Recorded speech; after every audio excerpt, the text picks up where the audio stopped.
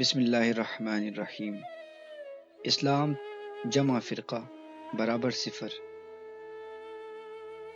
اگر کلام الہی یا قرآن کریم میں کسی لفظ کا اضافہ کر دیا جائے یا کسی لفظ کی تخفیف کر دی جائے تو وہ قرآن نہیں رہے گا اور تحریف کرنے والا واجب القتل ہوگا۔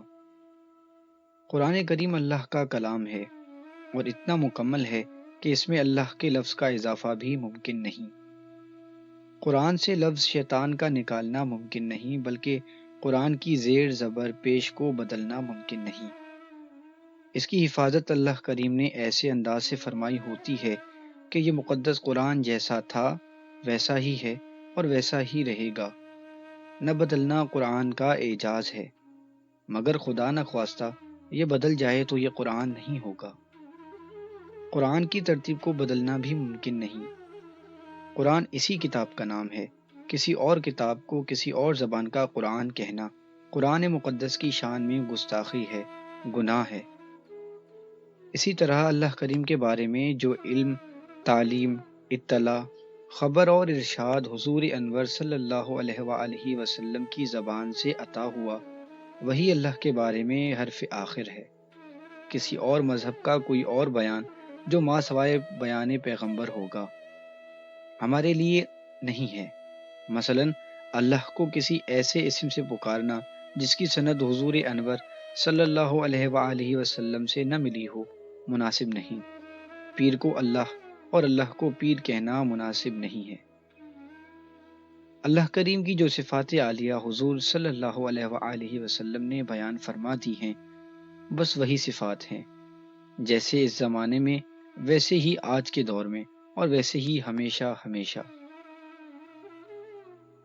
اللہ کریم ہم نے دریافت نہیں کیا، معلوم نہیں کیا، ہمیں حضور اقدس صلی اللہ علیہ وآلہ وسلم کی ذات نے فرما دیا، ہم نے تسلیم کیا، ہم نے سنا اور مان لیا۔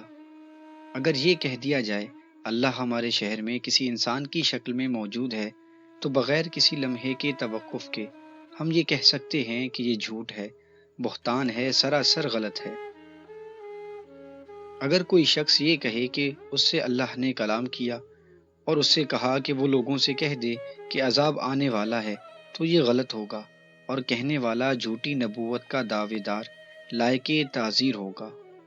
اگر کوئی انسان یہ کہہ دے کہ وہ اللہ سے جو چاہے منوا سکتا ہے تو یہ بات غلط ہوگی، ناممکن ہوگی۔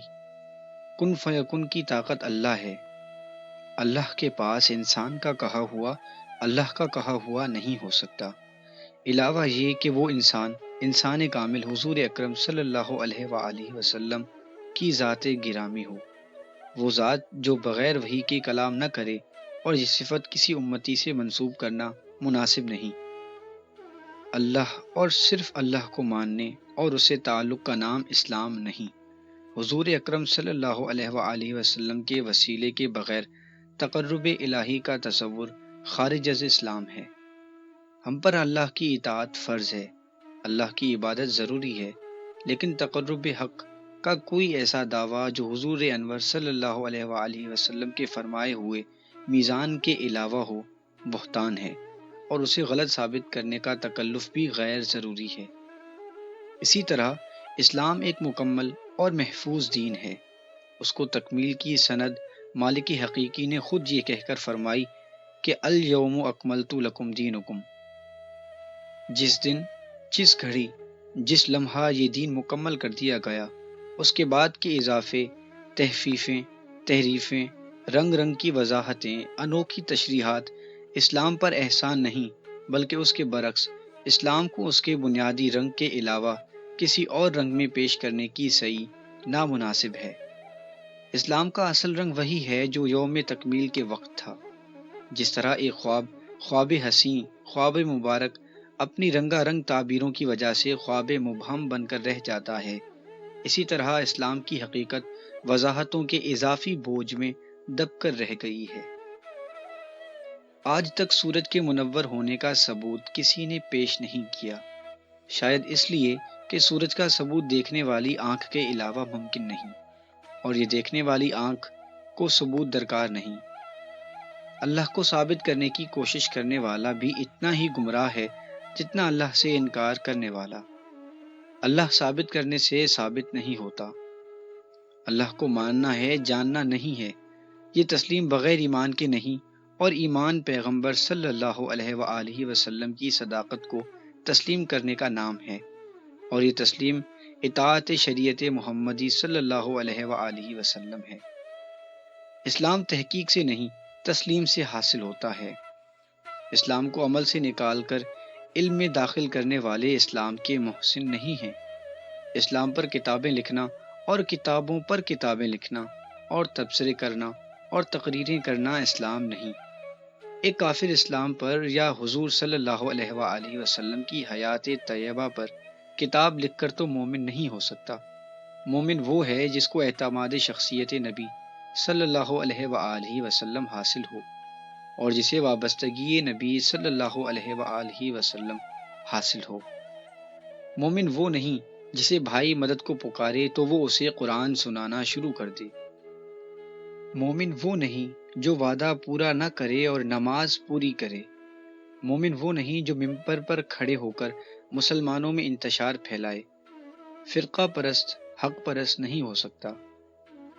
اسلام مسلمانوں کی وحدت فکر و عمل کا نام ہے، اور یہ ایک حقیقت ہے کہ مسلمانوں کی اکثریت ہمیشہ اسلام کے قریب رہے گی۔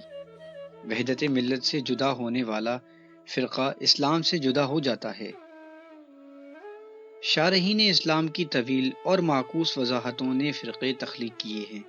فقہا، علماء اور فقراء کی نیت پر شک نہیں، ان کا تدبردست، ان کے ارشادات بجا، لیکن مسلمانوں کی وحدت، ان کی تعمیر و ترقی کے لیے اسلام کے اتنے فرقے کس حد تک موزوں رہے، تاریخ شاہد ہے۔ اسلام کے شجر کو اتنے پیوند لگائے جا چکے ہیں کہ اس کا اصل رنگ دب کر رہ گیا ہے۔ اگر یہ مان بھی لیا جائے کہ سب فرقے اپنے اپنے مقام پر صادق ہیں، تو بھی فرقہ سازی کا عمل خوبصورت عمارت کو اینٹ اینٹ میں تقسیم کر دے گا، اور اسلام کا روب جمال جو باعث عروج و کمال تھا، اضمحلال و زوال کا شکار ہو جائے گا۔ مناسب معلوم ہوتا ہے کہ ہر فرقہ وحدت ملت کی طرف سفر کرے، اور ایک بار پھر وہی مقام حاصل ہو جائے جو اسلام کا حق ہے، اور یہ حق برحق ہے۔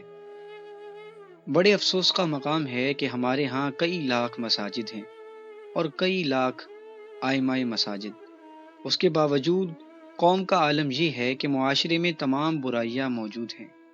اسلام کا بیان بہت ہو چکا، اب اسلامی عمل کا وقت ہے۔ اپنے سماج کی تطہیر اور اس کے بعد تطہیر نظام دنیا منصب اسلام ہے۔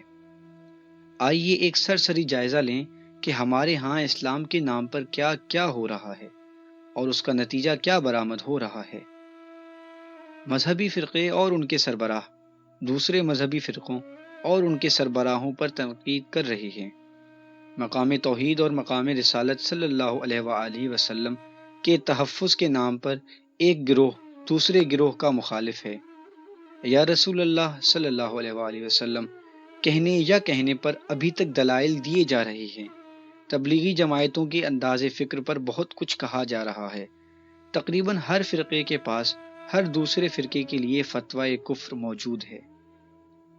مسلمانوں کو اسلام کا ماضی سنا کر ملت اسلامیہ کو قصہ ماضی بنایا جا رہا ہے۔ اسلام میں اتنا اسلام ملا دیا گیا ہے کہ اب نتیجہ صفر ہے۔ ہر فرقہ اسلام کے نام پر علیحدہ ہوتا جا رہا ہے، حالانکہ اسلام وحدت ملت کا نام ہے۔ سیاسی اور سماجی تحریکیں اسلام کے نام پر قائم ہیں، اور ان میں اتنا فرق ہے کہ اصل اسلام کا پتہ نہیں چلتا۔ ایک مسلمان ملک کا معاشرہ دوسرے مسلمان ملک کے معاشرے سے مختلف ہے۔ صحیح اسلامی معاشرہ کہیں قائم نہیں ہو سکا۔ اسلام ہر مسلمان کی ذمہ داری ہے، اس لیے سب کو غور کرنے والی بات یہ ہے کہ مسلمان ملک دوسرے مسلمان ملک کے خلاف جنگ جہاد لڑ رہا ہے۔ مسلمان مسلمانوں سے لڑ رہے ہیں، اس لیے کہ ہر ایک کا اسلام مختلف ہے۔ اسلام میں اسلام کے نام پر بہت کچھ ملایا جا چکا ہے۔ اس کے برعکس افغانستان پر روسی حملے کے باوجود کسی طرف بھی جہاد کی ضرورت کا احساس نہیں پیدا ہوا۔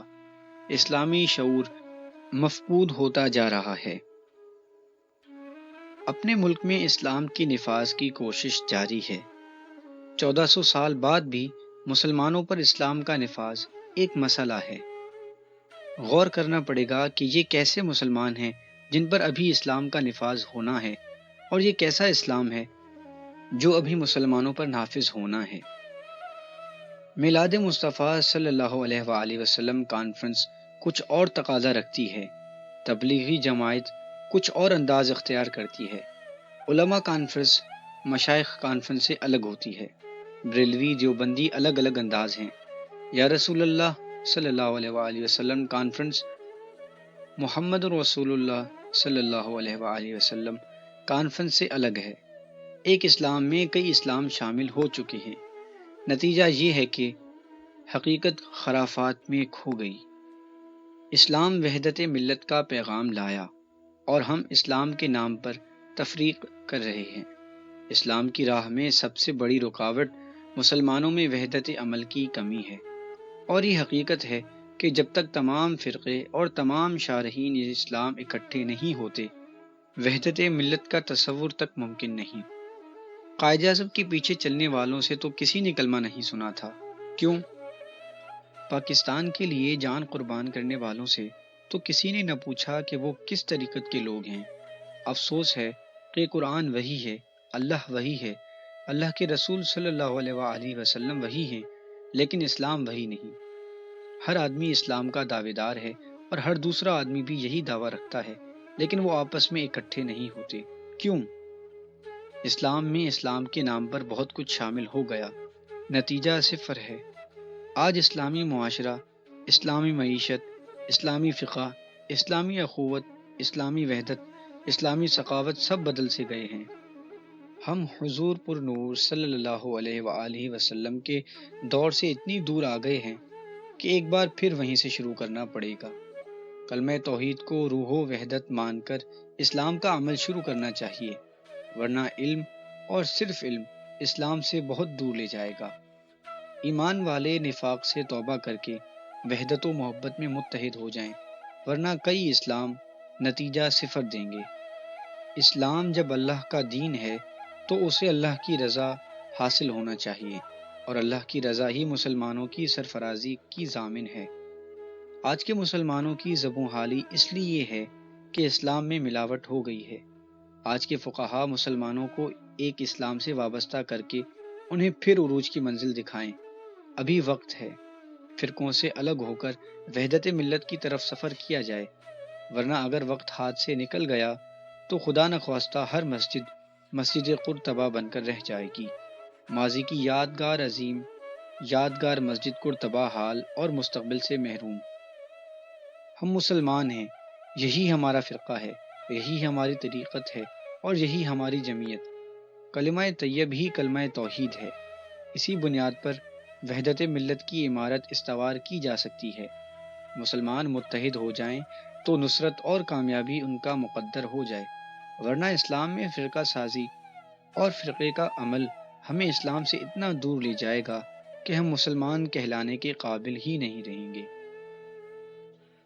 کشتی ہچکولے کھا رہی ہو تو اللہ کی رحمت کو پکارا جاتا ہے، جب کشتی کنارے لگ جائے تو اپنی قوت بازو کے قصیدے کہے جاتے ہیں۔ بہت کم انسان ایسے ہیں جو اپنے حاصل کو رحمت پروردگار کی عطا سمجھتے ہیں۔